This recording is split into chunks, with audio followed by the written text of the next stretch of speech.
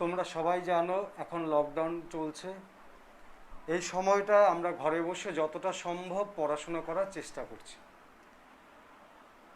তো বিশ্ব বাংলার উদ্যোগে আমরা অনলাইন ক্লাস কিছু কিছু করছি। আজকে আমি 12-এর একটি কবিতা তোমাদের পাঠ করে শোনাবো। পাঠ করা এই জন্যই বলছি কারণ পড়ানোর নির্দিষ্ট কোনো সীমারেখা নেই। আমরা বর্তমানে শিক্ষকরা পড়ানোর চেয়েও বেশি তোমাদের সাথে আলোচনায় বেশি আগ্রহী। বলা ভালো কবিতাটা আমরা সবাই মিলে আলোচনা করব। তোমাদের কোনো প্রশ্ন থাকতেই পারে, তোমরা অনলাইনে সেটা পাঠাবে, আমরা যথাসম্ভব উত্তর দেওয়ার চেষ্টা করব। তো ক্লাস 12-এর প্রথম কবিতাটার কথাই বলি, রূপনারায়ণের কুলে। তোমরা ইতিমধ্যেই হয়তো কবিতাটা কেউ কেউ পড়ে ফেলেছো, নতুন বই হয়তো অনেকেই পাওনি, কিন্তু যারা উচ্চ মাধ্যমিক দিয়েছে তাদের থেকে অনেকেই জোগাড় করেছো। তোমরা যদি বইটা সামনে নিয়ে নাও তাহলে খুব সুবিধা হয়। চলো আমরা দেখি কবিতাটা সম্পর্কে আগে কিছু জেনে নিই। কবিতাটা লেখা হয়েছে 1941 সালের 13ই মে। তো সেই সময়টা কবিগুরুর শেষের দিনগুলোর সময়ের মধ্যেই পড়ে। ওই সালেই কবি মারা যান। তো কবিতাটার একটি প্রেক্ষাপট আছে। এর পূর্বে প্রথম বিশ্বযুদ্ধ সংগঠিত হয়ে গেছে, কিন্তু দ্বিতীয় বিশ্বযুদ্ধের দামামা 1939 সালেই বেজে গেছে। ফলত মানুষের চিন্তা চেতনায় অন্য এক রূপ ধরা পড়েছে যে এই বিশ্বলোক কী, এই বিশ্বলোকে জ্ঞান কী, মানুষ কিভাবে বেঁচে থাকবে, মানুষের দুঃখ কী, মানুষের যন্ত্রণা কী, মানুষের প্রকৃত জাগরণও বা কী। কবিগুরু হয়তো সেই চিন্তা চেতনাকেই কাব্যিক রূপ দিয়েছেন এই কবিতা। আগে কবিতাটা আমরা পাঠ করে নিই, তারপর দেখা যাক কবিতার অভ্যন্তরে আমরা প্রবেশ করব। রূপনারায়ণের কুলে জেগে উঠিলাম, জানিলাম এ জগৎ স্বপ্ন নয়। রক্তের অক্ষরে দেখিলাম আপনার রূপ, চিনিলাম আপনারে আঘাতে আঘাতে, বেদনায় বেদনায়। সত্য যে কঠিন, কঠিনেরে ভালোবাসিলাম, সে কখনো করে না বঞ্চনা। আমৃত্যুর দুঃখের তপস্যায় জীবন, সত্যের দারুণ মূল্য লাভ করিবারে, মৃত্যুতে সকল দেনা শোধ করে দিতে। মাত্র এই কটা পংক্তিতেই কবিতাটা রচিত, কিন্তু প্রত্যেকটা পংক্তি ধরে ধরে যদি আলোচনা করা যায় তার মাঝে অসীম রসায়ন লুকিয়ে আছে। প্রথমে আমরা দেখি রূপনারায়ণের কুলে জেগে উঠিলাম। এই কবিতায় এই সূত্রপাতে কবি কেন এই কথাটাই বললেন? তাহলে রূপনারায়ণটা কি? তো রূপনারায়ণকে এই নিয়ে অনেক রকম আলোচনা আমরা দেখতে পাই। বিশেষত বাজার চলতি সহায়িকাগুলোতে যা দেখতে পাই তাতে বিভ্রান্তি ছড়াতেই পারে। তো রূপনারায়ণের কুলে, তো রূপনারায়ণ বলে আদতে কোনো নদী নেই, আছে রূপনারায়ণ। রূপনারায়ণ নদী আছে, সেটা হুগলি সীমান্তে খানাকুলের ওখানে সীমান্তে অঞ্চলও দেখা যায়। বর্ষাকালে অত্যন্ত ভয়ঙ্কর হয়ে ওঠে, কিন্তু রবীন্দ্রনাথের এই নদীর সাথে প্রত্যক্ষ কোনো বাস্তব অভিজ্ঞতা ছিল না। তো ফলত রূপনারায়ণের কুলে জেগে উঠিলাম, এখানে কোনো নদীর কুলে জেগে উঠিলাম এই ভাবনাটা কেউ না ভাবাই ভালো। কারণ রবীন্দ্রনাথ নদীর কুলে জেগে উঠলেন মানে তিনি ঘুমিয়েছিলেন এরকম বিষয় নয়। আসলে এটা হচ্ছে চৈতন্যের জাগরণ। রূপময় পৃথিবীর ধূসর বাস্তবতায় কবিগুরুর চৈতন্যের জাগরণ ঘটেছে। কেন বললাম ধূসর বাস্তবতা? এই যে প্রথম বিশ্বযুদ্ধ হয়ে গেছে, চারদিকে মানুষের বাড়াবাড়ি রকমের মরক, তারপরে দ্বিতীয় বিশ্বযুদ্ধ, তার অভিজ্ঞতা প্রথম বিশ্বযুদ্ধের তিক্ত অভিজ্ঞতার মাঝেই দ্বিতীয় বিশ্বযুদ্ধের সূত্রপাত। ফলত কবিগুরুর মনে হয়েছে মানুষের বিবেকের চৈতন্য সেটা জেগে ওঠেনি। ফলত রূপনারায়ণের কুলে জেগে উঠিলাম বলতে কবি এই রূপময় পৃথিবীর ধূসর বাস্তবতার মাঝে জেগে উঠলেন, অর্থাৎ তার জাগরণ হলো। এবার প্রশ্ন উঠতে পারে রবীন্দ্রনাথকে এতদিন জাগেননি? কিন্তু রবীন্দ্রনাথ তার দীর্ঘ কাব্য পরিক্রমায় বারংবার তিনি জেগে ওঠার কথা বলছেন।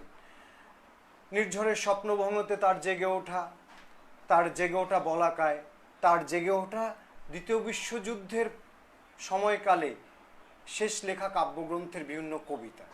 অর্থাৎ মানুষ যদি জীবন্ত থাকে বারবারই তার চৈতন্যের জাগরণ ঘটবে, নানাভাবেই তার চৈতন্য রূপান্তরিত হয়। কবিগুরু এখানে জেগে উঠিলাম বলতে সেই অধ্যায়টিকেই আলোকপাত করতে চেয়েছেন। জানিলাম এ জগৎ স্বপ্ন নয়। এবার স্বপ্ন কথাটার মাঝে অনেক কিছু লুকিয়ে আছে। স্বপ্ন অবাস্তব হয় কিংবা বাস্তবের বুননেও গড়ে ওঠে। তো এখানে স্বপ্ন নয় বলতে কি, অর্থাৎ কবি বা আমাদের যে স্বপ্ন, স্বপ্ন সর্বদাই মধুর রূপেই আমরা তাকে দেখে থাকি। সেই কারণে এই জগৎ কখনোই মধুময় নয়, এই জগৎ কখনোই বাস্তবের মাটিতে দুর্ধর্ষ স্বপ্নময় নয়, কারণ এখানে মাঝে মাঝে দুঃস্বপ্নও আছে। এখানে স্বপ্ন বলতে সব সাজানো গোছানো বা কুসুমাস্তীর্ণ এরকম ব্যাপার নয়, বরং জীবন কণ্টকাময় এ কথাই এখানে বলা হয়েছে। রক্তের অক্ষরে দেখিলাম আপনার রূপ। রক্তের অক্ষর এই শব্দদ্বয় দ্বারা বিশ্বযুদ্ধের যে গ্লানিময় রক্তাক্ত রূপ তাকেই বোঝানোর চেষ্টা করেছেন কবিগুরু। রক্তের অক্ষরে দেখিলাম আপনার রূপ। এই রক্তের অক্ষরে দেখা কেন, কারণ কি? কারণ এই বিশ্বযুদ্ধ সমগ্র বিশ্বজুড়েই অনেক মানুষের মৃত্যুবরণ। এবার অনেক মানুষ মরেছেন, তাতে তো কবিচিত্ত স্বভাবতই ব্যথিত হবেন, এটাই স্বাভাবিক। কবিচিত্ত ব্যথিত হয়েছেন, তাই তিনি রক্তের অক্ষরে নিজেকে আবিষ্কার করলেন যে পৃথিবীটা শুধু স্বপ্নীল নয়, পৃথিবীটার মধ্যে যন্ত্রণা আছে, রক্তময় ইতিহাসও আছে। চিনিলাম আপনারে আঘাতে আঘাতে বেদনায় বেদনায়। এখানে কবি ব্যক্তি জীবনের কথাও আলোকপাত করেছে। চিনিলাম আপনারে আঘাতে আঘাতে বেদনায় বেদনায়। এই সমগ্র বিশ্বই তো আমাদের আত্মীয়। তো বিশ্বের যে কোনো প্রান্তে কোনো মানুষ আহত হলে সে আঘাত তো মানুষ হিসাবে আমাদের নিজেদের গায়েই লাগে। সে এক যন্ত্রণা, সে এক আঘাত, সে এক অন্যরকম আঘাত। আবার আঘাত আছে নিজেরও। ব্যক্তি জীবনে কবি পরিবারের মধ্যে বারংবার মৃত্যু দেখেছেন, হয়তো এখানে সে ইঙ্গিতও আছে। আঘাতে আঘাতে বেদনায় বেদনায় নিজেকেই তিনি নতুন করে চিনলেন। সত্য যে কঠিন, সে কখনো কঠিনেরে ভালোবাসিলাম, সে কখনো করে না বঞ্চনা। সত্য যে কঠিন, দেখো একটু আগে আমরা পেয়েছিলাম এ জগৎ স্বপ্ন নয়, আবার বলছে সত্য যে কঠিন। অর্থাৎ স্বপ্নটার মাঝে কবিগুরু সত্যের চেয়েও নানা রঙের বুননটাই দেখেছেন বেশি। কিন্তু সত্য স্বপ্ন নয়, সত্যটা বাস্তবে রূঢ় মাটিতে কর্কশ। সেই কারণে সত্য ভীষণ কঠিন। কঠিনেরে ভালোবাসিলাম, তাহলে সত্য যে কঠিন, কঠিনেরে ভালোবাসিলাম, তার মানে কি? সত্য সমান সমান কঠিন। তার মানে কঠিনকে ভালোবাসা মানে সত্যকে ভালোবাসা। সে অঙ্কের মতো, এ সমান সমান বি সমান সমান সি হলে এ সমান সমান সি, সেই রকম। মানে সত্য সমান সমান কঠিন সমান সমান ভালোবাসা। তাহলে কঠিনকে ভালোবাসা মানে কবিগুরু সত্যকেই ভালোবেসে আঁকড়ে ধরতে চান, সে কখনো করে না বঞ্চনা। তো সত্য কঠিন, সে কেন বঞ্চনা করে না? কারণ সত্য কখনো স্বপ্ন দিয়ে ঘেরা নয়, সত্য দুঃস্বপ্ন স্বপ্ন সবটা নিয়েই ঘেরা। অর্থাৎ তার যা আছে, তার যা কিছু আছে, তা কিছু নিয়েই সে গড়ে উঠেছে। ফলত তার এই বাস্তবতা সেটা কখনো কোনো কিছু দিয়ে গড়া নয়। তাই কঠিনকে কবি ভালোবাসলেন, প্রকারান্তকে সত্যকে ভালোবাসলেন, সে কখনো বঞ্চনা করে না। আমৃত্যুর দুঃখের তপস্যা এই জীবন। তাহলে জীবনটা দুঃখের তপস্যাময়। আমৃত্যু এটা বলার কারণ কি? কারণ আমরা এই পৃথিবীতে জন্মেছি, মাতৃগর্ভ থেকে আমরা যখন বেরিয়েছি, আনন্দ কি যন্ত্রণা জানি না, তাতে এক চিৎকার ছিল, হয়তো আনন্দেরই উল্লাস সেই চিৎকার। তো কিন্তু মানুষের জীবন পদে পদে মাতৃ করে লালিত সুখের মতো নয়। যত আমরা বাস্তবের মাটিতে হেঁটে চলে যাই, তত আমাদের যন্ত্রণাগুলো বেশি বেশি করে বাড়তে থাকে। তাই জীবনটা দুঃখের তপস্যা, এবং দুঃখের তপস্যার মধ্য দিয়েই মুক্তি লাভ। এখানে তোমরা কিছুটা বুদ্ধদেবের দর্শনকেও আঁকড়ে ধরতে পারো। রবীন্দ্রনাথ অবশ্যই বুদ্ধদেবের দর্শন দ্বারা অনেকটাই প্রভাবিত ছিলেন। এখানে বুদ্ধদেবের সে দর্শনটা আমরা দেখতে পারি যে জীবনে দুঃখের তপস্যাটাই মুখ্য হয়ে ওঠে সত্যের দারুণ মূল্য লাভ করিবারে। কেন? সত্যের কঠিন মূল্য লাভ করার জন্য। তার মানে কি, দুঃখের মধ্য দিয়ে আমাদের যে যাত্রা, সেখান দিয়ে আমরা সত্যের দারুণ অর্থাৎ সত্যের কঠিন কঠোর বাস্তবতা অনুভব করতে পারি। মৃত্যুতে সকল দেনা শোধ করে দিতে। তাহলে মৃত্যুতে আমরা কিভাবে নিজের দেনাটা শোধ করব? পৃথিবীর রং রূপ রসে আমরা লালিত পালিত। এই পৃথিবীকে আমরা ভালোবাসি, এই পৃথিবী আমাদের তার চেয়েও বেশি ভালোবাসে। এই পৃথিবী প্রতিনিয়ত আমাদের তার মাটি, তার জল, তার বায়ু, তার ফসল, তার ভালোবাসা, তার স্নেহ সমস্ত কিছু দিয়ে আঁকড়ে ধরে আছে। আমাদেরকে ভালোবাসে, আমাদের ভালোবেসে তিনি মা হয়ে উঠেছেন। তো তার প্রতি তো আমাদের দেনা আছেই, ঋণ তো থাকেই। আমরা যে মাতৃগর্ভ থেকে জন্ম নিই, সে মাতৃস্তন্যের দাম আমরা সারা জীবন ধরেও শোধ করতে পারি না। কিন্তু এই পৃথিবী, যার ভূমিকা আমাদের মায়ের চেয়েও ঢের ঢের বেশি, তার ঋণ আমরা কিভাবে শোধ করব? তাই মৃত্যুতে তার যে যাবতীয় দেনা, সেগুলো আমরা শোধ করার চেষ্টা করি। মোটামুটি কবিতাটার একটা অবয়ব আমরা অঙ্কন করলাম।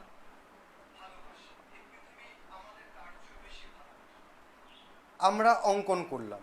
এবার অঙ্কন করার পর এবার তোমাদের কোনো প্রশ্ন থাকতে পারে, তোমরা প্রশ্ন পাঠাতে পারো, আমরা যথাসাধ্য উত্তর দেওয়ার চেষ্টা করব। এখানে আমরা কিছু কিছু বিষয় নিয়ে আলোচনা করার ইচ্ছা করছি আলোচনা কিছু। ধরো রূপনারায়ণের কুলে, খুব সামান্য কিছু বানান নিয়ে আলোচনা করি, কারণ খাতা দেখতে গিয়ে দেখি ছেলেমেয়েরা অনেক বানান ভুল করে। রূপনারায়ণ, নারায়ণ বানানে মূর্ধন্য আসে, দন্তন্য আকার, রয়াকার, অন্তস্থ মূর্ধন্য। নারায়ণ বানানটা এইভাবেই হয়। মূর্ধন্য আসার কারণ হচ্ছে নরযুক্ত স্নায়ন বা আয়ন, সে কারণে এটা মূর্ধন্য হয়। কিন্তু নত্যবিধি অনুসারেই এটা ঘটে। কিন্তু রূপনারায়ণ যখন ভেঙে রূপনারায়ণ হয়ে যাচ্ছে, তখন অতৎসম হয়ে যাচ্ছে। তাই আমরা সে মূর্ধন্য পরিহার করে এখানে আমরা দন্তন্য রাখছি। তাই রূপনারায়ণ বানানে আমরা দন্তন্য করব, এটা মাথায় রেখো।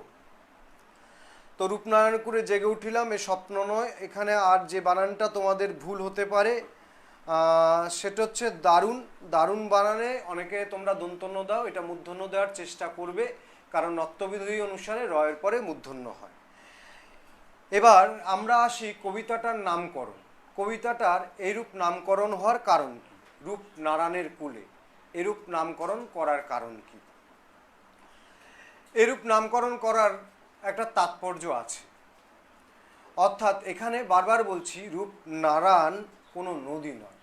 রূপনারায়ণ হচ্ছে রূপময় পৃথিবীর ধূসর বাস্তবতার চৈতন্যের জাগরণকে কবি এখানে বোঝাতে চেয়েছেন।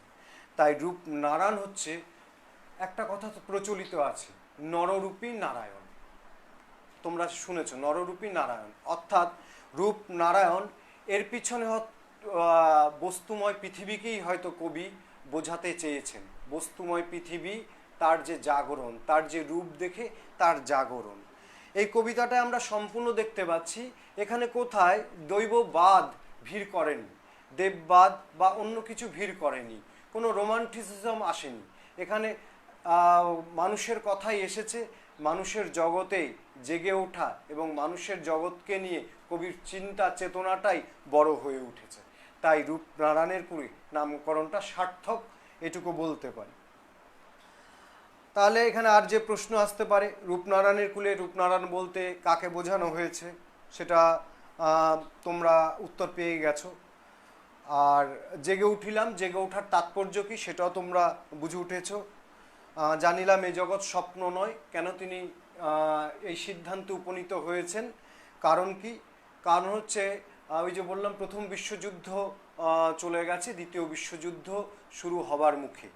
অর্থাৎ এক ধূসর পৃথিবীকে কবি পর্যবেক্ষণ করছেন, যে জগৎ স্বপ্নীল নয়, যে জগৎ স্বপ্নের মতো সুন্দর নয়, বরং বাস্তবের ধূসরতায় রুক্ষ হয়ে উঠেছে। তাই তিনি এই জগৎ যে স্বপ্ন নয় সে সিদ্ধান্তে উপনীত হয়েছেন। রক্তের অক্ষরে দেখিলাম আপনার রূপ।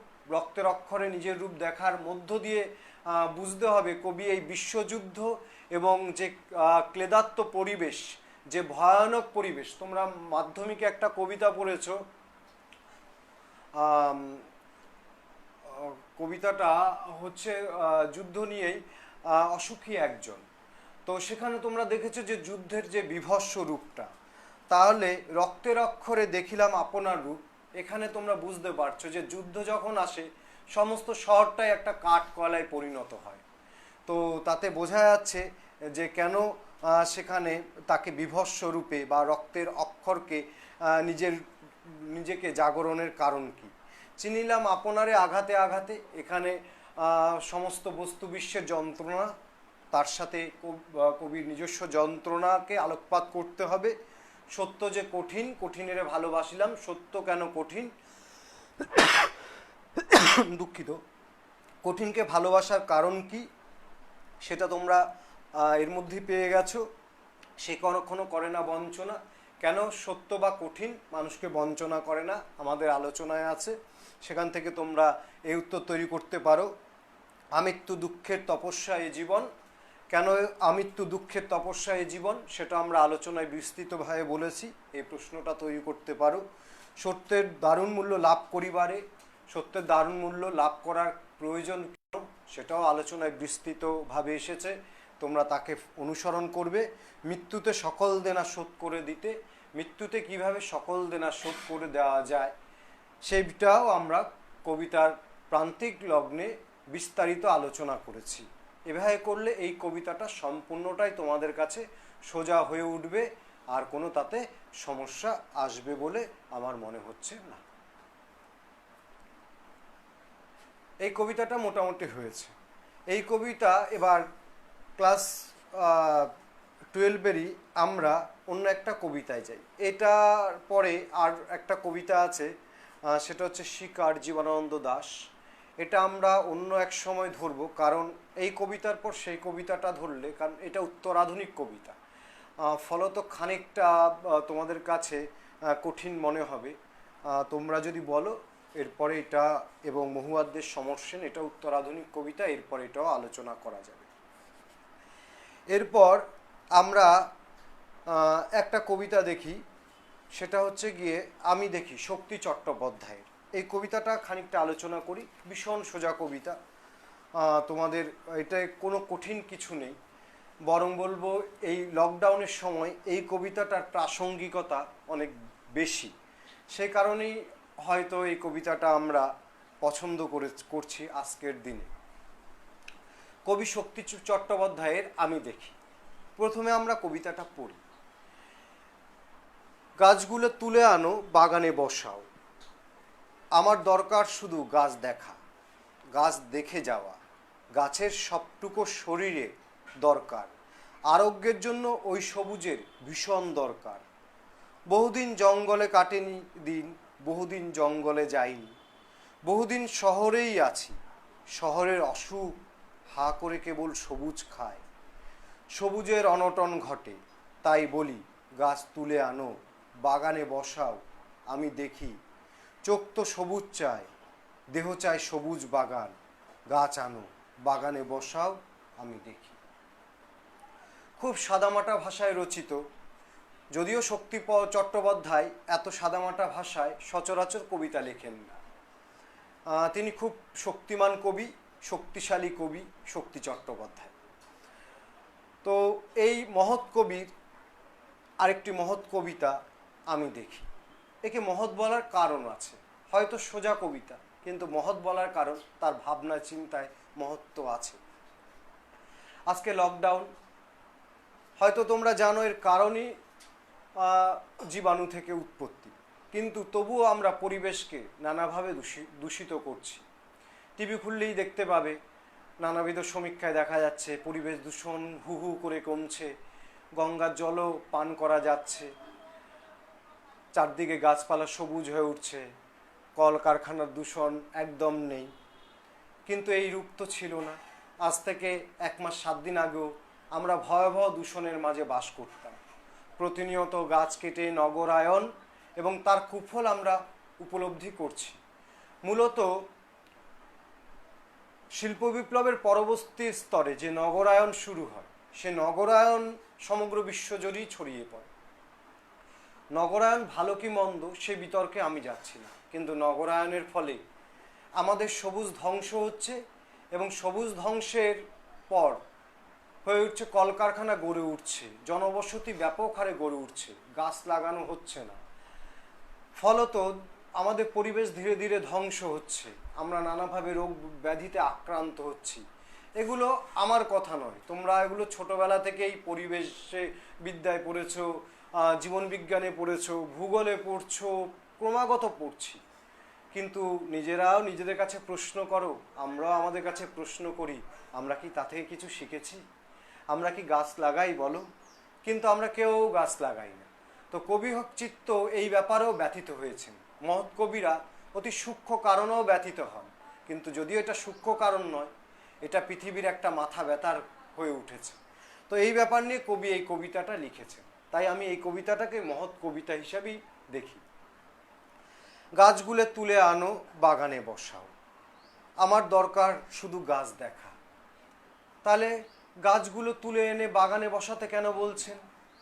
অর্থাৎ যত্রতত্র মানুষ গাছ কেটে দিচ্ছে, গাছগুলো যত্ন পাচ্ছে না, তারা ঠিক অনাথ বাচ্চাদের মতোই হয় মরে যাচ্ছে, নাহলে আধমরা হয়েই বেঁচে থাকছে। তাই তাদের বাগানে বসাতে বলছেন যত্ন করার জন্য, কারণ তারা তো আমাদের পরম বন্ধু, তারাই তো কার্বন ডাইঅক্সাইড শোষণ করে অক্সিজেন ছাড়লে তবেই তো আমরা বেঁচে থাকবো। আমার দরকার শুধু গাছ দেখা। তাহলে কবি এখানে আমার বলছেন, হয়তো আমাদেরই বলতে গিয়ে তিনি আমার বললেন, এটারও কারণ আছে, কারণ চারপাশে মানুষেরা যেভাবে গাছেদের খুন করছেন, কবি এখানে একক হয়ে উঠেছেন, হয়তো অভিমানের সুরেই বলছেন আমার দরকার শুধু গাছ দেখা, গাছ দেখে যাওয়া, গাছের সব সবুজটুকু শরীরে দরকার। কেন? কারণ এর ভিতরে বিজ্ঞানও আছে।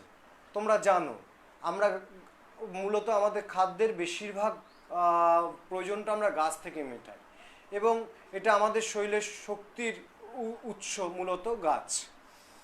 গাছের সবুজ অংশ থেকেই আমরা জানি কার্বন ডাইঅক্সাইড শোষিত হয় এবং অক্সিজেন নির্গত হয়, ফলত আমাদের বেঁচে থাকার জন্য খুব প্রয়োজন। তাই সবুজটুকুকে তিনি খুব গুরুত্ব দিলেন। আরোগ্যের জন্য ওই সবুজের ভীষণ দরকার।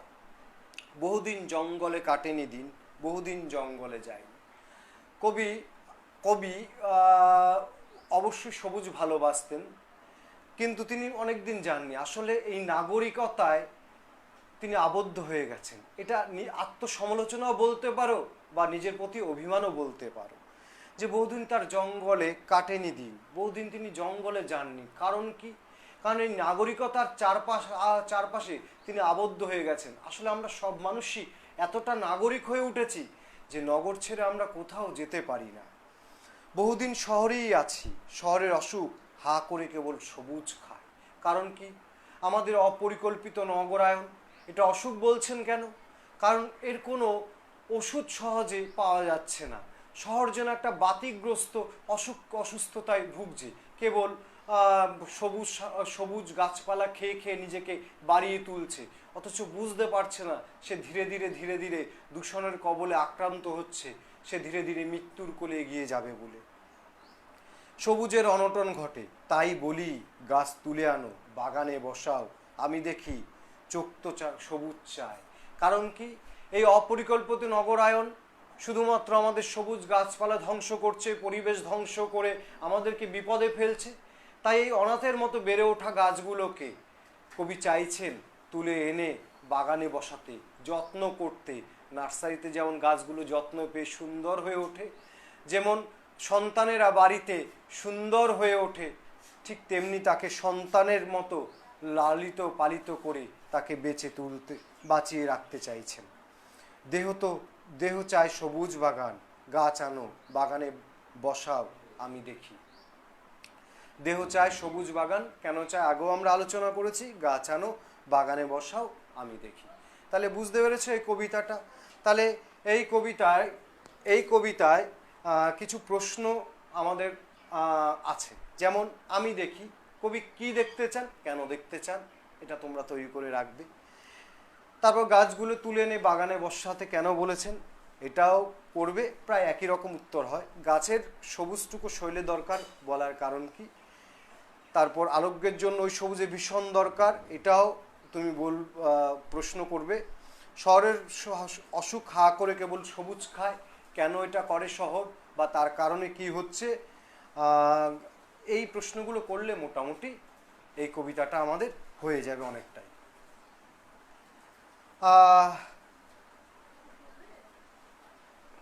তো এখানে একটা প্রশ্ন এসেছে, প্রশ্ন করেছে অভিজিৎ সরকার। প্রশ্নটা হচ্ছে, কবি শক্তি চট্টোপাধ্যায় এই কবিতার সঙ্গে কল্পনা বিজ্ঞানকে কিভাবে মিলিয়েছেন, যদি একটু ব্যাখ্যা করেন। হ্যাঁ, অবশ্যই, খুব সুন্দর প্রশ্ন। এই কবিতায় কল্পনা এবং বিজ্ঞানের দারুণ ব্যাখ্যা, দারুণ মেলবন্ধন ঘটেছে। তো এটা শুধু শক্তি চট্টোপাধ্যায়ের এই কবিতাটাই নয়, বরং একটু তোমরা যদি এগিয়ে যাও দেখবে রবীন্দ্রনাথের আফ্রিকা কবিতাটায়ও তোমরা দেখতে পাবে যে বিজ্ঞানের সাথে তিনি কল্পনার দারুণ সুন্দর মেলবন্ধন ঘটিয়েছেন। তো এখানে সৃজনশীলতা অবশ্যই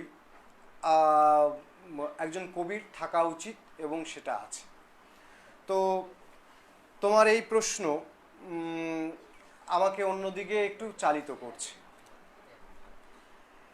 এবার হচ্ছে একজন শিল্পী, তার শিল্প সত্তা, যেমন আমাদের শরীরটা যদি মাংস বাদ দিয়ে দিই হাড় বেরিয়ে পড়বে, তাহলে তাকে দেখতে সুন্দর লাগবে না।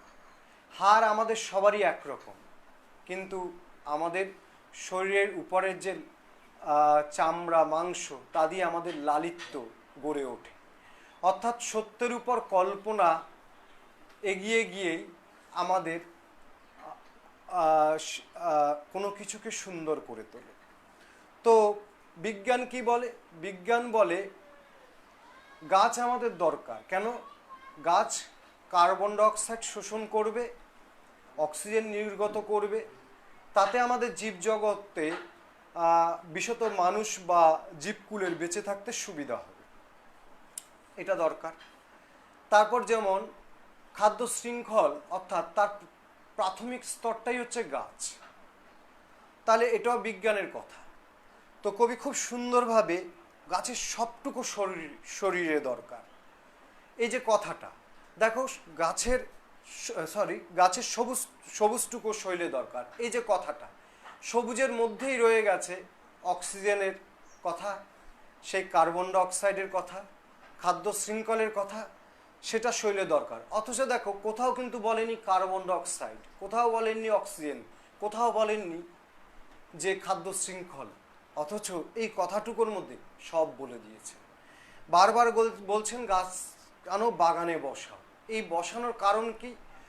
আসলে বসানোর কারণ হচ্ছে গাছ না থাকলে তো আমরা বাঁচবো না, এটা বিজ্ঞান বলে, ভূগোল বলে, জীবন বিজ্ঞান বলে, সব বিজ্ঞানই এই কথা বলে। তাহলে কবি ওই কথা বললেন গাছগুলো তুলে এনে বাগানে বসা, অর্থাৎ তাকে যত্ন নেওয়ার কথা বলছেন। এভাবেই কবি কল্পনা বিজ্ঞানকে দারুণভাবে একদেহে ধারণ করে কবিতাটাকে অসাধারণ করে তুলেছে। আর যদি কারো কোনো প্রশ্ন থাকে তোমরা অবশ্যই পাঠাও, আমরা যথাযথ উত্তর দিতে চেষ্টা করব। এখন কি বন্ধ থাকবে? আচ্ছা, এই একটা কবিতা হলো, তোমাদের কিছু প্রশ্ন থাকলে করতে পারো। এর পাশাপাশি আমরা এখন আরেকটা কবিতায় যাব, সেটা হচ্ছে ক্রন্দনরতা জননীর পাশে। মৃদুল দাশগুপ্তের লেখা ক্রন্দনরতা জননীর পাশে। এই কবিতাটায় খানিকটা রাজনৈতিক ছায়াপাত আছে, এটা বলব।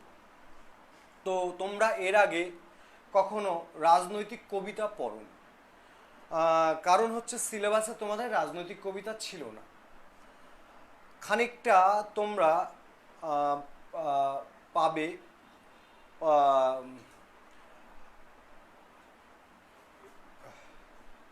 ক্লাস 10-এ পড়েছো,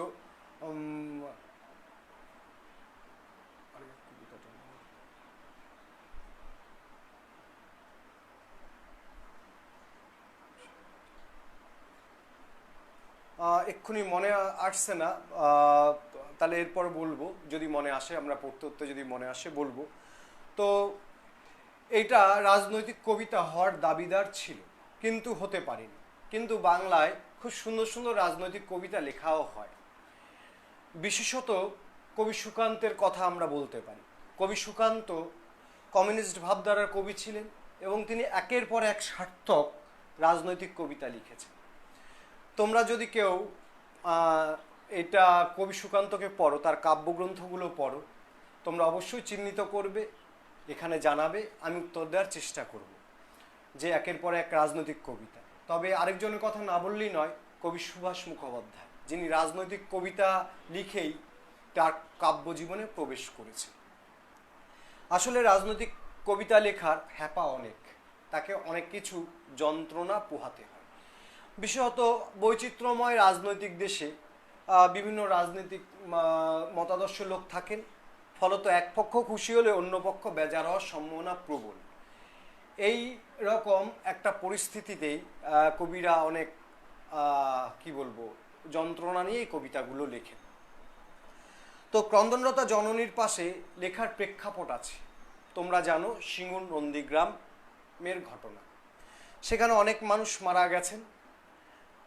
সে প্রেক্ষাপটেই কবি মৃদুল দাশগুপ্তের এই কবিতাটা লেখা। এই কবিতার মূল্যায়ন করতে গেলে কখনোই আমরা সেই ঘটনাকে পাশে সরিয়ে রেখে মূল্যায়ন করা সম্ভব নয়।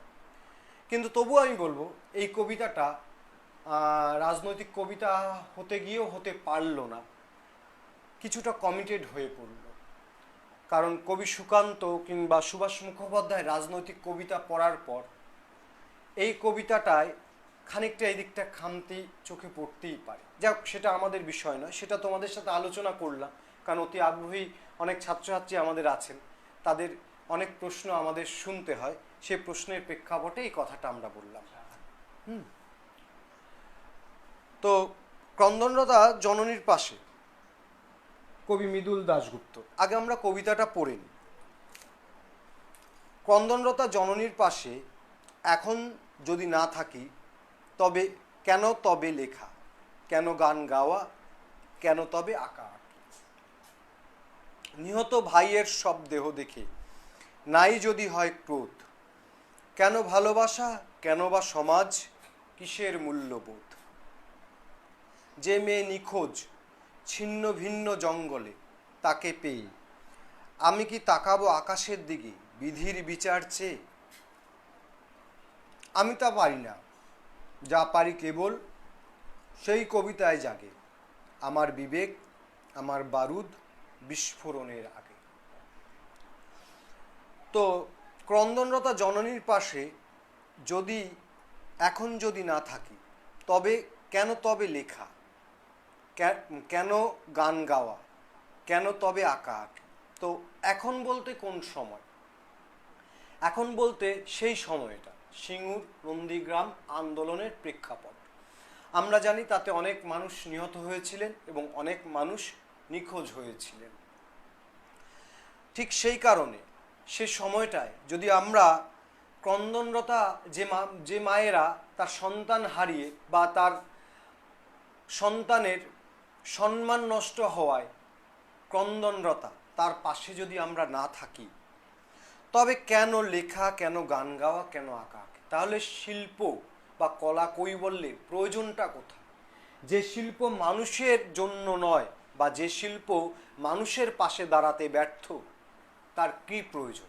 কারণ এই জগৎ সভ্যতা তো মানুষের জন্যই নির্মিত। নিহত ভাইয়ের শবদেহ দেখে নাই যদি হয় ক্রোধ, কেন ভালোবাসা, কেন বা সমাজ, কিসের মূল্যবোধ। নিহত ভাইয়ের শবদেহ দেখে, তো নিহত ভাইয়ের শবদেহ কেন, কেন সে ভাই? কারণ মনে রাখবে, এই পৃথিবীর সব মানুষই একে অপরের আত্মীয়। তো সিঙ্গুরে যে মানুষটা মারা যাচ্ছে, নন্দীগ্রামে যে মানুষটা মারা যাচ্ছে, সে মানুষটাও আমার ভাই। তো নিহত ভাইয়ের শবদেহ ক্রুদ্ধ না হই, তাহলে কেন ভালোবাসা, তাহলে কিসের মূল্যবোধ? তাহলে আমাদের মূল্যবোধটা কি? কেন? কারণ কি? কারণ মানুষ তো মানুষের পাশে দাঁড়াবে। এই যে দেখছো এখন লকডাউন, অনেক মানুষ বিশত দ্বারা দিনমজুর, যাদের এখন উপার্জনটাই বন্ধ হয়ে গেছে। তোমরা দেখবে তোমাদের চারপাশে অনেক মানুষ, হয়তো তারাও খুব একটা ভালো জায়গা আছে তা নয়, তারা, আমি দেখেছি নিজের চোখে, কেউ কেউ নিজের ঘর থেকে টাকা, কেউ কেউ খানিকটা চাল ডাল দিয়ে যেভাবে অন্য মানুষকে সাহায্য করছে, কারণ এটা বিবেকের তাগিদ, এটাই মূল্যবোধ।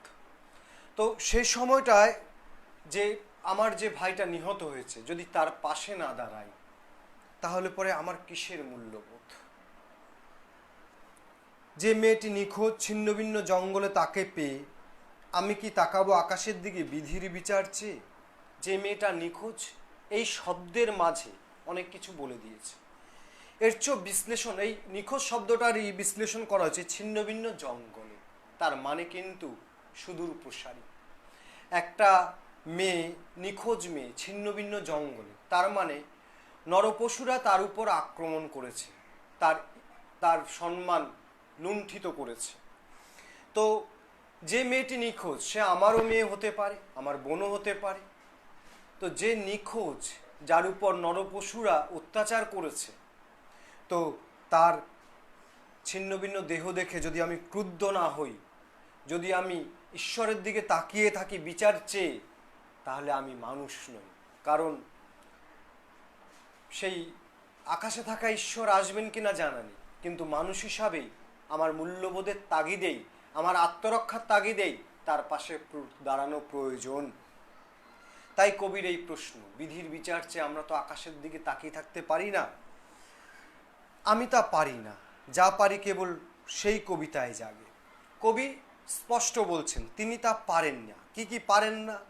ক্রন্দনরতা জননীর পাশে না দাঁড়িয়ে থাকতে পারেন না, নিহত ভাইয়ের শব্দেও দেখে ক্রুদ্ধ না হয়ে পারেন না, নিখোঁজ ছিন্নভিন্ন মেয়েটিকে দেখে আকাশের দিকে তাকিয়ে বিধির বিধান চাইতে তিনি পারেন না। তিনি কি পারেন? তিনি তার কলম নিয়ে নেমে পড়েছেন তার লেখনীতে, তিনি তার কবিতায় তার বিবেক জাগরিত করেন আমার বারুদ বিস্ফোরণের আগে।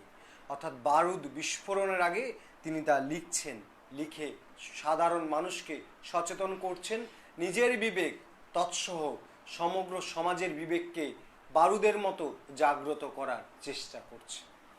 এই কবিতাটাও পরীক্ষার হলে ছেলে মেয়েদের লিখতে খুব বেশি অসুবিধা হয় না, এটা নিয়ে তোমাদের চিন্তা নেই। তাহলে এখানে যে প্রশ্নটা আমরা করতে চাইছি, ক্রন্দনরতা জননীর পাশে দাঁড়ানো কেন প্রয়োজন, এটা করবে 5 নম্বরের প্রশ্ন। তাহলে কবি কেন প্রশ্ন তুলেছেন, কেন তবে আঁকা আঁকি, বা কেন বা সমাজ কিসের মূল্যবোধ, বা আকাশের দিকে বিধির বিচার চেয়ে, এই ধরনের লাইনগুলো দিয়ে তোমরা প্রশ্ন করবে। আমি তা পারি না, কবি কি পারেন না, কবি কি পারেন, এই প্রশ্নগুলো করলেই এই কবিতাটা মোটামুটি সমাপ্ত হয়ে যায়, আর তেমন কিছু নেই। তোমরা যদি অনলাইনে কেউ থাকো প্রশ্ন করতে পারো। আজকে আমরা 3টে কবিতা মোটামুটি আলোচনা করেছি। তোমরা জানো অনলাইনের অনেক সীমাবদ্ধতা আছে। ক্লাসরুমে আমরা যে ধরনের তোমাদের সামনে বসে আলোচনা করি, তাতে তোমরা অনেক আলোচনায় আমাদের সাথে অংশগ্রহণ করো, তাতে আমাদের আলোচনা অনেকভাবে সমৃদ্ধ হয়। অনলাইনে হয়তো সবাই থাকো না, বা সবাই হয়তো সেটা ব্যবহার করতেও অনেকেই একটু সমস্যা হয়, সেই কারণে হয়তো তোমাদের সমস্যা হয়ে যাচ্ছে। তবে তোমাদের বলবো তোমরা এই কবিতাগুলোকে ভালো করে পড়ো, এবং প্রতিটা শব্দ, প্রতিটা ব্যাখ্যা মনোযোগ দিয়েই করো। আমাদেরও কোনো সীমাবদ্ধতা থাকতে পারে, সেটাও তোমরা আমাদের সামনে নিয়ে আসতে পারো, তাতে ভালোই হবে, কোনো কিছু সংকোচের প্রয়োজন নেই। এই মোটামুটি আজকে 3টে কবিতা হলো। তোমাদের যদি তোমাদের তরফ থেকে কোনো ডিমান্ড থাকলে তোমরা সেটা সামনাসামনি মানে অনলাইন তোমরা জানাতে পারো, তাহলে পরে সেদিকটাই করতে থাকবো। আরেকটা কবিতা নিয়ে আলোচনা করতে ইচ্ছে করছে, তাহলে করি। এই কবিতাটা উত্তরাধুনিক কবিতা, এটাকে আমরা বলেছিলাম যে পরে করব, তো আজকে যখন একটু সময় পাওয়া যাচ্ছে আজকে খানিকটা আমরা আলোচনা করি। অনেকেই দেখছি তোমরা প্রশ্ন পাঠাচ্ছ, তো পাঠাও, সেগুলো আমি কালেক্ট করে আলোচনা করে দেবো। দেখি কি প্রশ্ন এলো।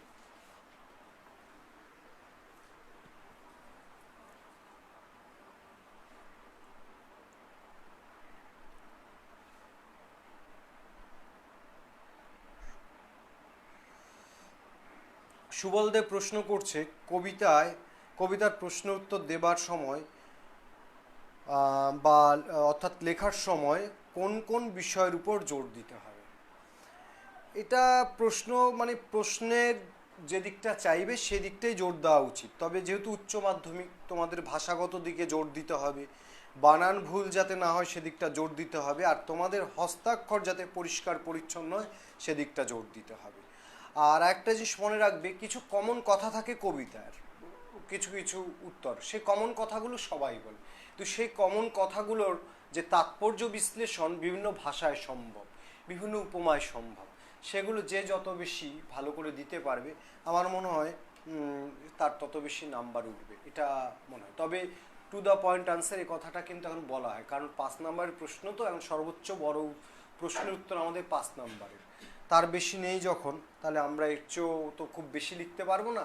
এটাকে আমাদের যতটা ভালো করে শব্দ সংখ্যার মধ্যে বিশ্লেষণ করা যায় সেদিকটা করবে, এটা আশা রাখি। আচ্ছা দেখো, এবার আমরা মহুয়ার দেশ সমর সেনের কবিতা এটা পড়ব। তো সমর সেন এনার সম্পর্কে কিছু বলার দাবি রাখে, কারণ আমরা এর আগে যে কবিদের পড়েছি বেশিরভাগটাই আমাদের পরিচিত, কিন্তু সমর সেন ভীষণ শক্তিশালী কবি বাংলা সাহিত্যের, কিন্তু তার সম্পর্কে এই 12-এর কবিতা ছাড়া আর কোনো কবিতার বইতে যথাসম্ভব কবিতা নেই। এটা আমাদের দুর্ভাগ্য, তোমাদেরও দুর্ভাগ্য। ওনার মতো একজন শক্তিমান কবিকে সিলেবাসের বাইরে রাখা ভীষণ বাঙালি হিসাবে লজ্জার বলেই মনে করি। তো মহুয়ার দেশ সমর সেন লিখেছেন, তিনি একজন উত্তর আধুনিক ঘরানার একজন উল্লেখযোগ্য কবি। ওনার সম্পর্কে একটা খুব উল্লেখযোগ্য তথ্য দিই তোমাদের। ইনি জীবনের যখন কবি হিসাবে খুব প্রতিষ্ঠিত সেই সময়টায় উনি কবিতা লেখা বন্ধ করে দেন। তার কারণও আছে, তোমাদের আগ্রহের জন্য বলে দিই, কিছু উত্তর বলবো না, কিন্তু তোমরা বইটা পড়লে জানতে পারবে। তার লেখা বাবু বৃত্তান্ত বইটা তোমরা পড়ে নেবে, ভীষণ ফেমাস বই, পড়লে তোমরা অনেক কিছু জানতে পারবে, ধৈর্য নিয়ে পড়বে, অনেক কিছু জানতে পারবে, অনেক অনেক কিছু। তার ব্যক্তি জীবন, তার বিভিন্ন রাজনৈতিক দল, বিশেষত কমিউনিস্ট পার্টি নিয়ে তার ভাবনা চিন্তা, প্রাক্তন মুখ্যমন্ত্রী জ্যোতি বসুর সাথে তার কথোপকথন ইত্যাদি সমস্ত কিছু জানতে পারবে। ওটা পড়তে পারো, খুব ভালো লাগবে।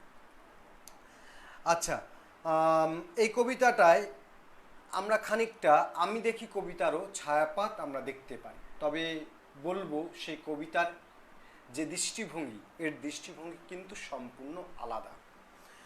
আগে কবিতাটা আমরা পাঠ করে নিই, তারপর। মাঝে মাঝে সন্ধ্যার জলস্রোতে অলস সূর্য দেয় একে, গলিত সোনার মতো উজ্জ্বল আলোর স্তম্ভ, আর আগুন লাগে জলের অন্ধকারে ধূসর ফেনায়।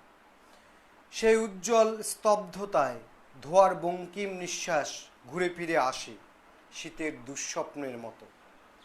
অনেক অনেক দূরে আছে মেঘমদির মহুয়ার দেশ, সমস্তক্ষণ সেখানে পথের দুধারে ছায়া ফেলে দেবদারুর দীর্ঘ রহস্য, আর দূর সমুদ্রের দীর্ঘশ্বাস রাত্রে নির্জন নিঃসঙ্গতাকে আলোড়িত করে।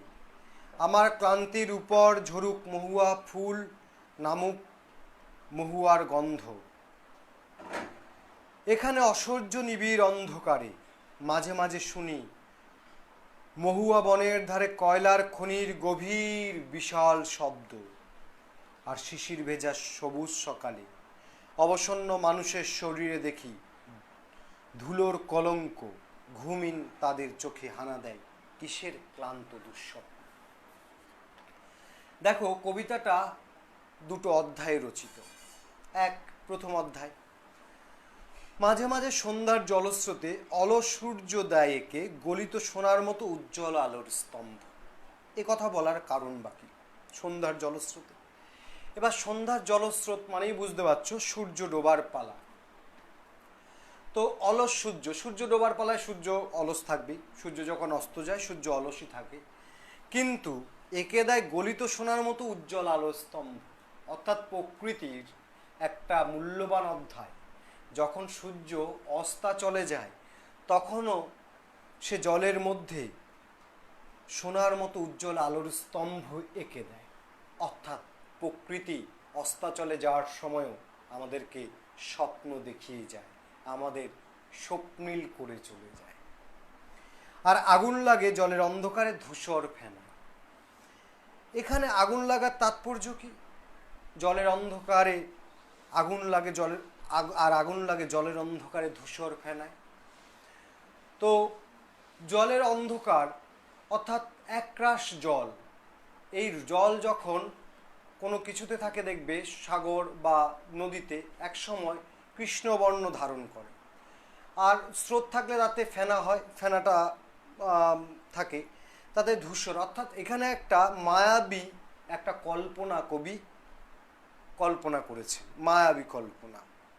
আগুন লাগে, আবার বলছি কল্পনা, জলে আগুন লাগে এরকম ব্যাপারটা নয়, হচ্ছে এখানে কল্পনা। অর্থাৎ অস্তাচলে যাওয়ার সময় আগুন সৃষ্টির প্রতীক, একটা সৃষ্টিশীলতা প্রকৃতি তার অন্ধকারেও ছড়িয়ে রাখে।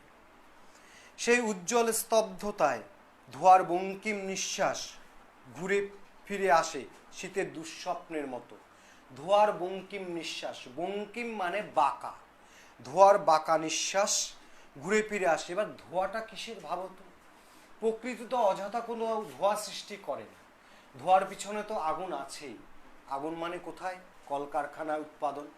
তাহলে ধোঁয়ার বাঁকা নিঃশ্বাস কেন বলছে? কলকারখানার নিঃশ্বাসটাকেই কেন বাঁকা বলার তাৎপর্য কি? অর্থাৎ কলকারখানাগুলো মূলত চালায় পুঁজিপতিরা, তারা শ্রমিকের রক্ত শোষণ করে, শ্রমিকের শ্রম চুরি করে নানা আছিলায়। সেই কারণে বলছে ধোঁয়ার বঙ্কিম নিঃশ্বাস ঘুরে ফিরে আসে শীতের দুঃস্বপ্নের মতো, শীতের দুঃস্বপ্নের মতো। তো শীতের দুঃস্বপ্ন কেন? শীতটা আসলে প্রকৃতির কাছে পাতা ঝরার সময়। তো সেই পাতা ঝরাটা প্রকৃতির কাছে, গাছপালার কাছে বিশেষত দুঃস্বপ্ন। তাহলে দেখো, শীতটা প্রকৃতির কাছে দুঃস্বপ্ন, আর এদিকে ধোঁয়ার বঙ্কিম নিঃশ্বাস অর্থাৎ কারখানা থেকে যে ধোঁয়া, তার বাঁকা নিঃশ্বাস শ্রমিকের কাছে তথা এই বিশ্ব সভ্যতার কাছেই কিন্তু প্রকারান্তরে দুঃস্বপ্নের মতো। এই জায়গাটা নিশ্চয়ই তোমরা বুঝতে পেরেছো এবং এই জায়গাটাই মাথায় ভালো করে রেখে দিও। অনেক অনেক দূরে আছে মেঘমদির মহুয়ার দেশ। কবি এই রূঢ় বাস্তবতা থেকে আবার চলে যাচ্ছেন মেঘমদির মহুয়ার দেশে।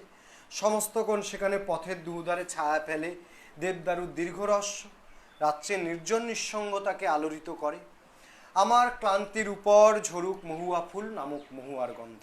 লক্ষ্য করো, কবি নাগরিক, কবি নগরের মধ্যে দেখেছেন এই যন্ত্রণা, কিন্তু তিনি চাইছেন প্রকৃতির সান্নিধ্যে যেতে। সেখানে সমস্ত ক্লান্তির যেন আরোগ্য রেখে দিয়েছে প্রকৃতি। এখানে অসহ্য নিবিড় অন্ধকারে মাঝে মাঝে শুনি মহুয়া বনের ধারে কয়লা খনির গভীর বিশাল শব্দ। তো মহুয়া বনের ধারে কয়লার খনি অর্থাৎ শিল্প। দ্বিতীয় বিশ্বযুদ্ধোত্তর অবস্থায় এই শিল্প কলকারখানাগুলোতে যেন পুঁজিপতি শোষণ আরও অনেকটাই বেড়ে গেছে। তো এ দেখো, মহুয়া বনের ধারে কয়লা খনির গভীর বিশাল শব্দ, আর শিশির ভেজা সবুজ সকালে অবসন্ন মানুষের শৈলে দেখি ধুলার কলঙ্ক। তো লক্ষ্য করো, শিশির ভেজা সবুজ সকালে অবসন্ন মানুষের শরীরে দেখি ধুলার কলঙ্ক। মানুষের শৈলে ধুলার কলঙ্ক, মানুষের শৈলে ধুলার কলঙ্ক কেন? কারণ লক্ষ্য করো, এই যে শিল্প, এই যে শিল্প পুঁজিবাদী সম্প্রদায়, তারা কি করছে? মানুষের স্বপ্নগুলোকে কুড়ে কুড়ে খাচ্ছে, তাই মানুষ অবসন্ন। আর তাদের শৈলে ধুলার কলঙ্ক, অর্থাৎ যে মাটি হওয়ার কথা ছিল সৃজনশীল, যে মাটির কথা হওয়া ছিল ধরণী তাকে আশ্রয় দেবে আদরে, সেই মাটি আজ ধুলো হয়ে উড়ে বেড়াচ্ছে শ্রমিকের গায়ে।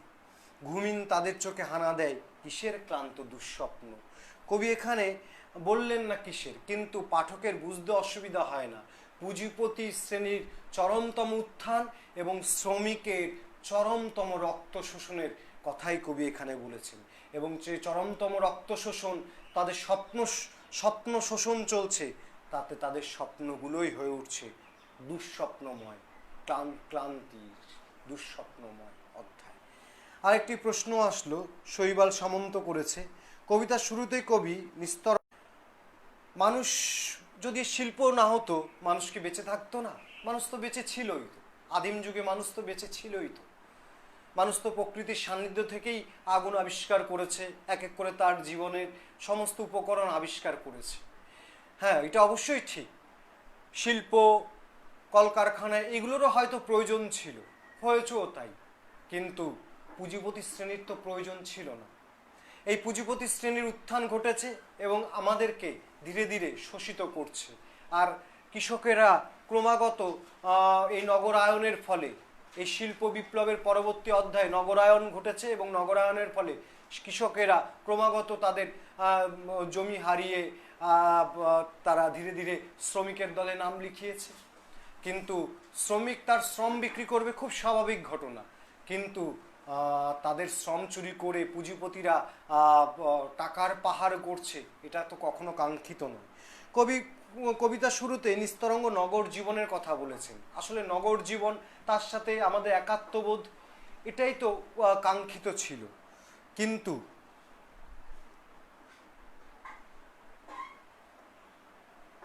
কিন্তু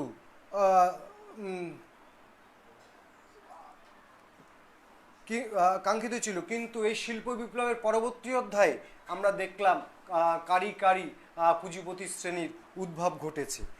এবার প্রশ্ন হলো, মেঘ মোদির মহুয়ার দেশ তাকে কেন হাতছানি দিয়ে ডাকে? কবি সত্তা তো কখনো পারেন না কোনো কিছু থেকে নিজেকে এড়িয়ে রাখতে। মহুয়ার বন, মেঘমোদির মহুয়ার দেশ এর যে প্রাকৃতিক সৌন্দর্য, সেটা তাকে অবশ্যই হাতছানি দিয়ে ডাকে। তার যে মোহনীয় মায়া আছে সেটা, তার সাথে আরেকটা জিনিস, সেখানে যে কয়লা খনি অঞ্চল, সেখানে শিল্প গড়ে ওঠা, পুঁজিপতি শ্রমিক বারবারন্ত মানুষের স্বপ্ন চুষে খাওয়া, অর্থাৎ কবি ওখানে কিন্তু যেতে চাইছেন তার ডাকে, অর্থাৎ শ্রমিকের পাশে দাঁড়াতে হয়তো কবি চাইছেন, তাদের দুঃস্বপ্নের শরিক হতে চাইছেন হয়তো বা কবি। তার জন্যই প্রকৃতির সান্নিধ্য প্লাস মানুষের পাশে দাঁড়ানোর জন্য মেঘমোদির মহুয়ার বন তাকে ডেকে চলছে।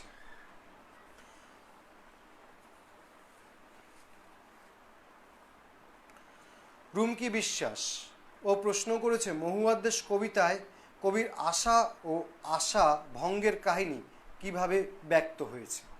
এটাও ভারী সুন্দর প্রশ্ন। কিন্তু কবি কিন্তু কবিতায় প্রথমে প্রাকৃতিক সৌন্দর্য, সেটাই কিন্তু বারবার তার ভালো লেগেছে, সে কথাটাই তিনি বলছেন। তার পাশাপাশি তিনি দেখিয়েছেন যে পুঁজিপতি শ্রেণীর উত্থানের ফলে শ্রমিকেরা কিভাবে তাদের স্বপ্নগুলোকে মৃতদেহে পরিণত করে।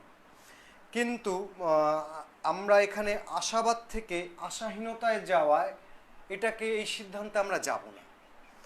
মানে এই সিদ্ধান্তে আমার মনে হবে যাওয়াটা ঠিক হবে না। বরং আমরা এখানে দেখব প্রকৃতি আছে, প্রকৃতির সাথে মানুষের মেলবন্ধনও নিবিড়। কিন্তু সেই প্রকৃতিকে, কয়লা খনিও প্রকৃতির একটা অংশ, সেই প্রকৃতিকে ব্যবহার করে পুঁজিপতি শ্রেণীরা কীভাবে মানুষের রক্ত শোষণ করছে, সেই জায়গাটাই আমরা দেখব।